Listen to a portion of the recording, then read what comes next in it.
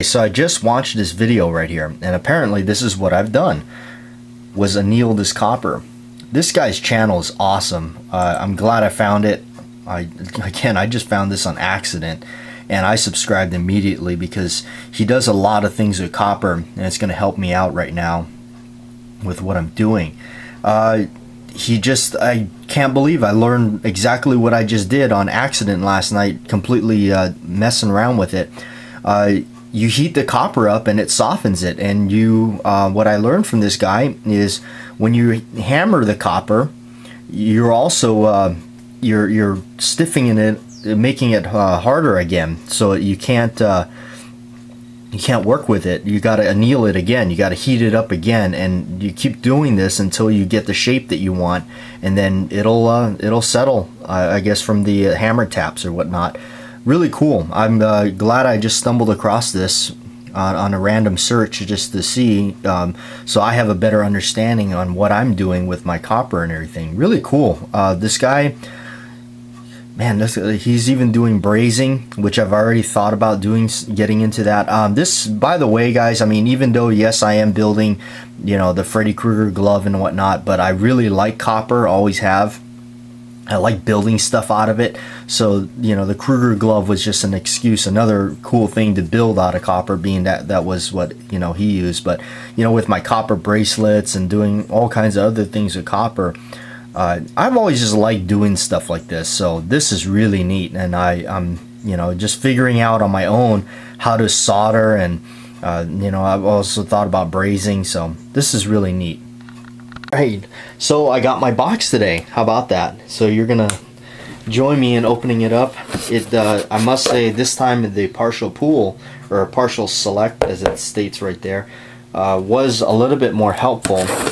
What I mean by that is there was actually more tracking available on it versus the last time, and of course there was not as much anticipation on getting this as the first glove. So now this one here I did get from the warehouse that was used, so I'm gonna see. I'll show you the movie in just a second. It's kind of a unique movie, I guess. So this is a used one from the movie Part 1, and they're actually hard to get. So, and I was hoping that this was indeed the Part 1 glove, because this one is hard to get. Oh, okay, so this came from their warehouse deals. Interesting. I was expecting it to be opened. Let's see.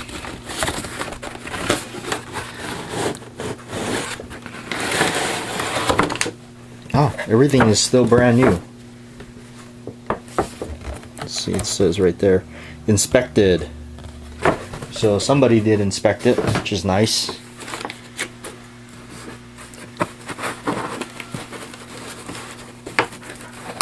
Okay, wow, it's still even intact in the back. Maybe somebody just put it back together.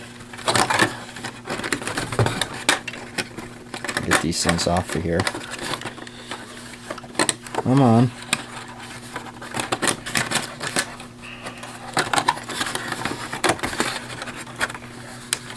Little twisty ties. They're on there pretty good. It's like they go one direction and then the other. There we go.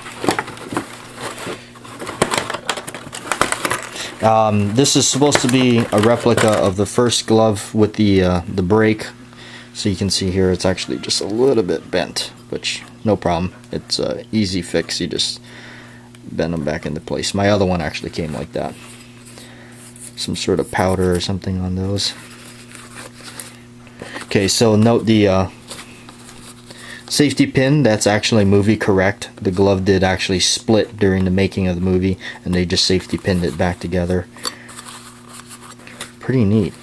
Okay, so I did read that you have to actually remove the safety pin to get the hand out of there.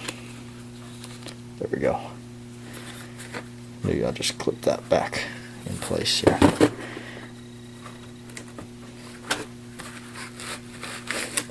Wow, The hand is a lot bigger on this one than my Part 3 glove, I will say that. I did read somebody saying that. They said too that ringlet right there was hard to get to with this hand for some reason. Which is fine. It's not something I'm gonna wear, but really neat. This is again like the replica of the very first Nightmare movie. Take these little booty things off.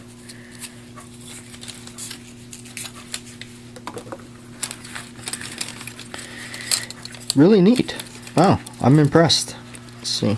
All the fingers, do they work good? Yeah, all the fingers work pretty good. This one here, they did say it's kind of has a sweep on it. All in all, really cool. Really happy with it. They could have done that a little bit better, but I'm not going to do anything to it. Some people actually tried to mod theirs and bend it and everything. I'm not going to do that. This is not something I'm going to wear. This is just something I'm going to put on display with my other one. Really neat. I'm liking it. Again, this is a hard to find piece, and it does have the hole drilled in right there. Cool. Wow. I'll have to go ahead and check it out more because I got to get to work, but I'm glad it arrived, and I'll show you the movie later in the vlog. Well, I wanted to talk about this briefly because as it's being kind of tossed around on the market right now, and out here I've yet to see one. I should go back to my friend's other shop and check it out. But this is the Ruger Mark IV 22 pistol. I have a, like this thing about it because I used to have a Mark II and a Mark III. Really like the pistol. I like the way it looks. That's really what is attractive to me for these guns. But the thing that was the least attractive, in fact, is the reason I got rid of both of mine, aside from really not during the time when 22 ammo was really scarce and was ridiculous to get. But another thing too was really what did it for me was the takedown on these things.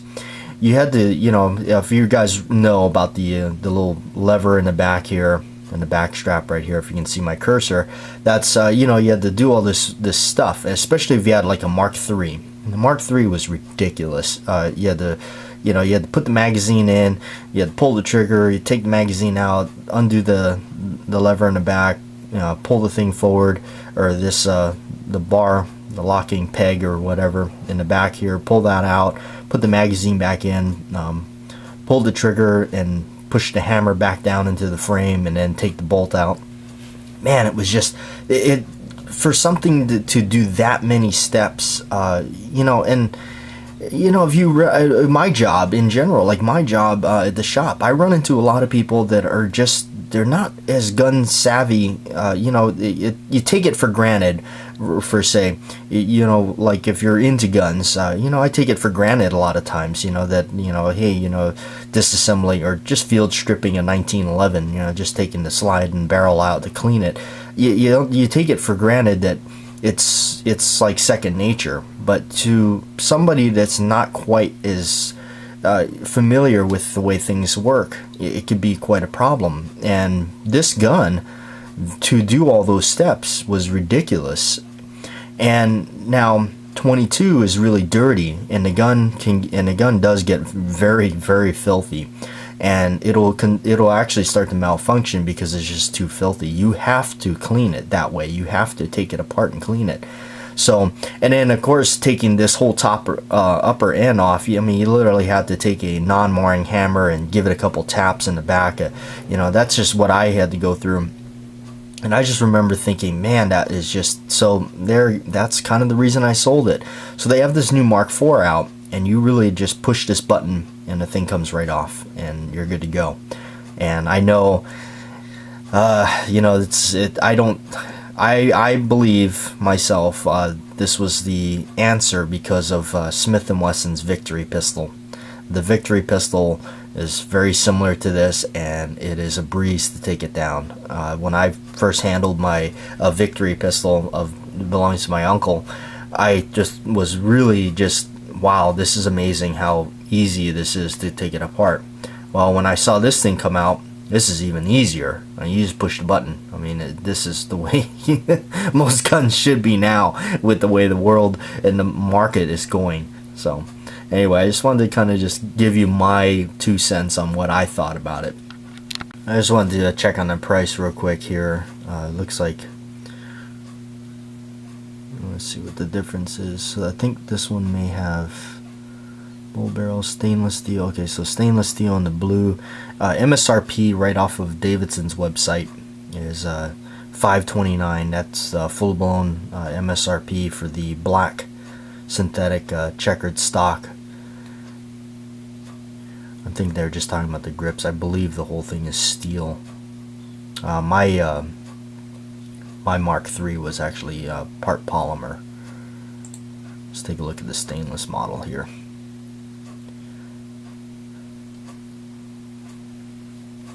Not bad. Not sure what that is. I've never seen that before. The availability A. I guess that means available. Oh no. Oh, okay. A means okay, allocated. So allocated means you got to go on a stock watch and wait for one to get in. Glove, as you saw, and I'm here at work. So the parking when I first pulled up was absolutely just horrid. It's not a really cool way to come back to work for a Monday for me, but I wound up having to park in the back. But then when the stalls opened up front, I wound up pulling my car up front, because I like to have an eye shot on my vehicle. That just comes from me being gun shy from my last job. I actually had my old car broken into. So because we were like told by the store you can't park near the store, and we had to park kind of away from the store. Well, as a result, somebody broke my window and stole basically nothing out of my car. The funny thing about that story is my friend of mine, it's a police officer, I had a bunch of his business cards in my car, and they stole those for some weird reason, and not knowing that those belonged to a police officer. So when I called my friend, luckily he was on duty that night. He actually found them, and when he had them empty out their pockets, he found his business cards, and he's like, that's funny because I don't know you. And that's how he kind of got them and knew they were the right guys. So anyway, I'm here at work. I'm really stoked with my glove. I got to just handle it a little bit. I'm like really anxious now. I want to get home and mess with it some more. But I did bring my my copper pipe here at work just to kind of work on some stuff here in the back of the shop because it's kind of slow. And yeah, the final result right there, out of a copper pipe, works really well, really well. So I talked to Cody, and hopefully Cody will come by tonight, and you'll see. I don't know if he'll be in the vlog, or I hope we get some of him in the vlog, but maybe do a separate video. I don't know. I mentioned it on camera, so we don't know. But yeah, I asked Cody, because he's a plumber, if he's got any of this stuff laying around, and hopefully he does, because that would cut down on my expenses on making this, because this is not exactly cheap, but it's fun to do on my pipe cutter. And here, I'll check out, I've already cooked up a section right here. So here's the pipe. It's just cooked, annealed, I guess you could say. That's what they call it. Really cool to find that guy's video and learn about that, and learn that you can just keep doing it over and over again to soften it up, because as you hammer, it kind of loses that. So I don't know. I really cooked this one good, so I hope I didn't overdo it. Well, heading home, I made a couple of stops, so as a result, yes, not even 6:30. I think it's rolling around the 6:30, but it's already dark. That is what happens. That's a indication that winter is here, because it is getting dark quick. So I went to the Halloween store, and yes, I did. I sprang for the sweater that I wanted. It was half off, so bought myself a little something and got the sweater. Because the main reason I did pull the trigger and buy it was because online, all the Freddy sweaters were hacked up. And what I mean by that is the around the neck, it was shredded. They taking like a razor blade or whatever, and on the ends of the cuffs for the sleeves, those are shredded as well. Sometimes there's actually big cuts throughout the body of the thing. So you're getting a damaged, beat up sweater for like 30 bucks, you know, 25 bucks at the cheap. And then the ones that I did find, and you know what, and not only that, it's actually really hard to find one that's not cut up like the one that the Halloween store had. And I did look up, there's a couple of people that, like, there's one lady that actually custom makes them. I think she's out of Germany or something. I mean, I kid you not, her sweater's near $200. Yeah. $200 for a sweater. All right, and then there was another company that sells them. Now, the only thing that was interesting about this company's one is theirs is a replica of the original Nightmare on Elm Street sweater, which I would have liked, but it was like $90. Not kidding. These sweaters commanding some pretty outrageous prices for some ugly sweater. No offense to Freddy, but it's an ugly sweater. So now the original Nightmare sweater, it is pretty neat because only the chest and back are stripes. The sleeves are actually just solid red. That's kind of interesting, I thought. So that one there, I you know, if it was cheaper, if it was in the $20 range, I would have bought that just to keep it the original. But being it was pretty high price, so the one that was at the Halloween store that I wound up buying, you could actually wear it. It is a decent sweater. It's well made. Of course, it's got the maroon color. It's more maroon color instead of red. So, but anyway, I got the master here at work. I don't know about that. No? You having trouble? No. Is the plumber having trouble with soldering? Wait.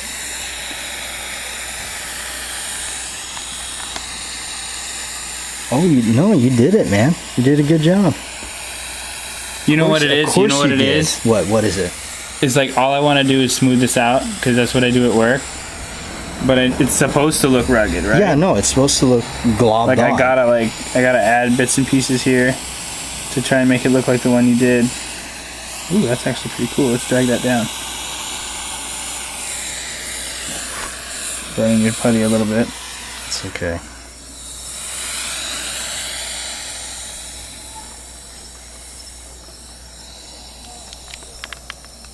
Kind of want it to. There we go. Oh, And then it gets too much. But I want to drag that drip down. Really? Really, torch? I'm gonna get you a better torch.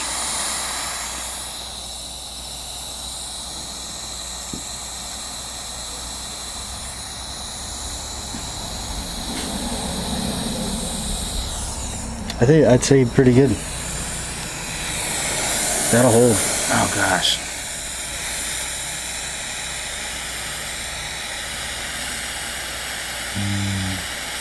I'm gonna throw that bit in. This is fun, dude. Yeah, I know. I've been having a blast with it. Now you know. See, I know I wasn't crazy for liking this. No, man, this is cool. Ah, yeah, look at that. Nicely done, sir. Nicely done. Of course. Hey, right? It's what I do. I know. Look at this guy. Oh, this is neat, dude. This is pretty cool. And that is a copper pipe that we made. They made that out of. I'm glad I talked to this guy because I'm gonna get some more copper pipe. Yeah, I got Cutoffs.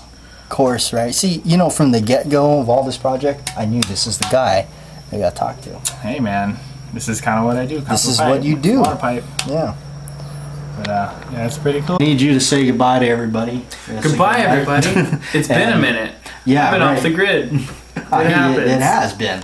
The last video they saw was it's actually titled "We're Back," and then we left. Yeah, and then we left. Well, I got sick. We need to come back. Yeah, you did get sick. So I got all like sorts of sicknesses. Yeah. Like you need to come back and you need to talk about that stuff and tell people where you've been and what's happened to you. Oh, dude. It was ridiculous. smack that like button if you want this guy to come back to the vlog so we can do a hangout. There we go. Yeah. Okay. So I'm gonna get out of here. We were doing some mess around with the Freddy glove, and it's amazing what he's doing. It's freaking cool. Of course, this was the guy to talk to, right? So yeah, he's gonna drop off tomorrow a big bucket of copper I got a bunch of stuff. copper pipe scraps and All stuff right, cut cool. off some work. And we're gonna make you a glove. I can't wait. Next Halloween's gonna be dope. So, all right, we're out of here. Right on. Thanks, guys. Cover See the you later. lens. Just cover the lens.